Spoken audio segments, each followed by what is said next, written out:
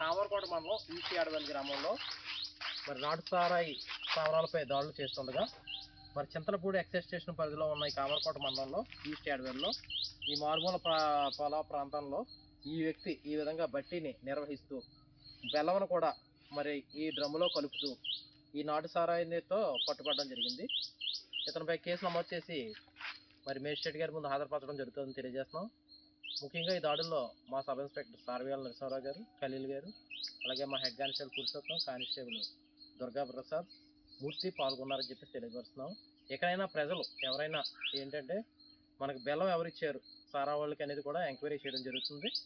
ప్రజలు కూడా మాకు చెప్పి ఏదైనా మాకు సహకరించాలని టోల్ ఫ్రీ నెంబర్కి ఏదైనా సమాచారం ఉంటే 14405కి తెలియజేయాలని చెప్పి, లేకపోతే మా సెల్ నెంబర్ గవర్నమెంట్ నెంబర్కి చేసినా కూడా వాళ్ళ పేర్లను గోప్యంగా ఉంచుతామని చెప్పి Chintalapudi excise CA P Ashok నేను తెలియజేస్తున్నాను.